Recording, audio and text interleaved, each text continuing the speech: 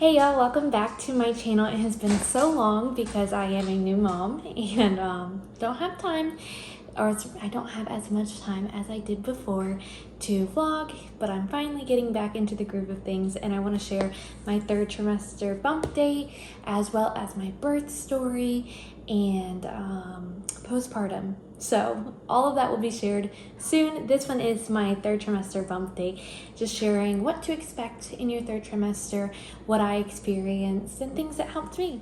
Okay, so back to my handy dandy book. The third trimester, as well as all the other trimesters, you lose your brain. I feel like I'm still recovering and from the brain fog and from all of that, because your body is using all of its energy to create a baby and your brain's not functioning as well. And so I wrote every single thing down. So your third trimester is weeks 28 till you have the baby. I went to 41 weeks and then got induced. So mine is 28 to 41, but I think your full term at week 36 or 38, so look that up. Some people have their babies early, some people have their babies late, some people have their babies right on time. So it just depends on how your body is and how your baby's gonna come. So weeks 28, these are my symptoms that I was feeling and what I experienced. So in week 28, I had trouble sleeping and back aches. The next week, weird dreams and a lot more kicks. She started getting super active week 29, and the girl was just, you could just see my belly moving even through my clothes. So that was really fun. It's really special feeling your baby move inside of you. The weird dreams were just like really strange, like dinosaurs and just strange dreams, which is fun. I mean, that didn't hurt me at all. Week 30, acne, found out I was anemic. Thank you, Jesus, that the doctor finally checked, because I was feeling so weak and so tired all the time. So all you do is supplement with iron pills when you're feeling anemic or when you're anemic. And so I finally got iron that week and my energy levels started spiking back up. I wasn't falling asleep when people were talking to me, which is super important. Week 31, the baby started getting hiccups, so you can feel the hiccups inside, and that's super fun too. It's definitely different than kicks because it's super consistent. And then rib pain, oh my goodness. So I went to the chiropractor to get my rib pain checked out. I went to the chiropractor every 2 weeks in pregnancy anyways, but you just get pain right in here, or I did. And he relieved a little bit of it the first time, and then after that there was just nothing he can do. It was just the baby's positioning. Week 32, more stretch marks. So I didn't get any stretch marks on my belly until probably week 38, but I think it was week 26 or week 27, sometime in the second trimester, I started getting stretch marks on my butt and like my butt cheeks, and then it just slowly spread all the way around to my thighs by the end of pregnancy. And then at the very end of the 38 or 39, I started getting stretch marks on my tummy where my belly button is, because my skin just could not handle it anymore. I was just getting way too big. Week 33, pelvic pressure. No one tells you about this when you are getting pregnant. Pelvic pressure, it feels like there's a bowling ball coming out of you while you're walking. It's just so uncomfortable. So that started week 33 for me, and let me tell you, it just intensifies as the pregnancy went on. At least for me it did. By week 40, the pregnancy waddle, it was real. I was so slow, I couldn't walk too much, and you just felt this pain down there. So that's fun. And with that pelvic pressure came hemorrhoids for me, because it was just causing so much pressure down there that I had like extra blood vessels. And there's another name they called it, but I'm not a doctor. I had extra blood vessels, and so that was just popping out.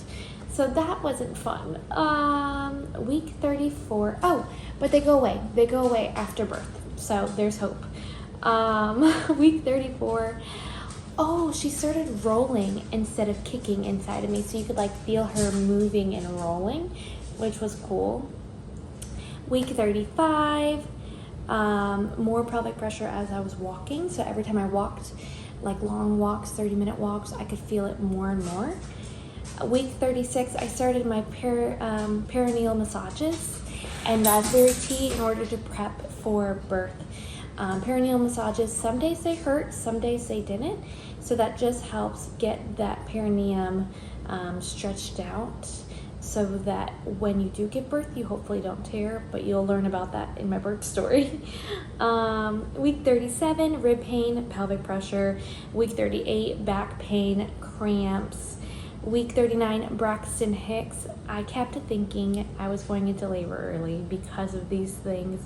So you feel contractions, and they wouldn't last long though. So I knew I wasn't in active labor, but every time it happened, I just had a little bit of hope that the baby was coming, and the baby did not come. Lightning crotch, LOL. That's what's in my notes. Look up lightning crotch. It's ridiculous, the things that happen to your body when you're giving life to a new being. Week 40, emotional. Okay, so that's one of the signs someone told me. When you're getting super emotional, then your baby's probably coming. Like all the hormones are getting ready for the baby to come. So yeah, I was getting really emotional. I was crying every day saying, I want the baby to come. Why is the baby coming? Yeah, that was fun. And then week 41, I actually only had 2 days of week 41, I think. Let me see.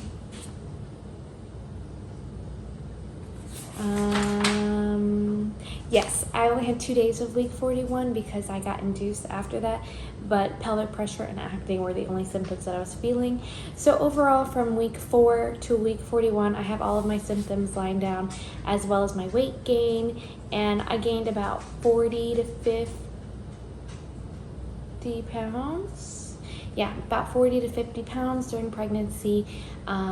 Everyone's weight gain is different, and so I feel weird sharing it because I don't want people to think like, oh, that's too much, or oh, that's too little. But that is what my body experienced when I was making my little baby. You eat a lot more, and your baby requires a lot more, and there's a lot of fluids and a lot of blood and everything inside of you. So there is weight gain with pregnancy, but your body's beautiful and your body's amazing for creating life.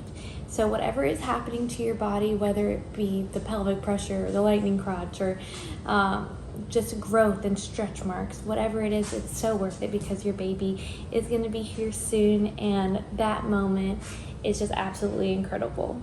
So the things that helped me in my 3rd trimester, I started taking nightly baths in Valor essential oil and Epsom salt, which helped with the pelvic pressure. It helped with the rib pain a lot. It helped with the hemorrhoids. That was great, as well as while I was bathing, I listened to hypnobirthing podcast. So teaching you the breath techniques, helping you relax and kind of be more attuned to your body and of what's happening, because that is so important during birth. I think it's more of a mental game than it is a physical game.